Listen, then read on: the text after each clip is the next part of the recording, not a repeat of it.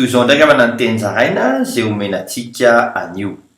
Mahery lavitra ny fahefanananao olon Kristy.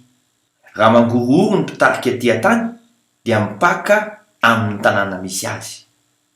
Araka ny soratra ao amin'ny filazantsara amin'ny Matio 4:7 amin'ny anaran'i Jesosy hoe ary no nandre izany Herôda mpanjaka dia nangororo izy mba amin'ny Jerosalema rehetra.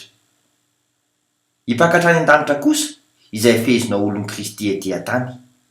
Araka ny filazantsara Matio ihany 4:20 amin'ny anaran'i Jesosy hoe omeoko anao ny fanalahity ny fanjakany lanitra, ka na inona na inona fehezinao ety ambonin'ny tany dia ho fehezina any an-danitra, ary na inona na inona vahanao ety ambonin'ny tany dia ho vahana any an-danitra. Ampiasao ary dia ho avaingana ny fifohazam-panahy. Vavaka isika ray ho hamasinina ny anaranao, ho tonga ampanjakanao, ataony sitraponao ety amin'ny nosonay ho tahaky ny any an-danitra. Amin'ny anaran'i Jesosy Kristy velona avy any Nazareta. Amen. Mandra-peona tompoko, fiadanane.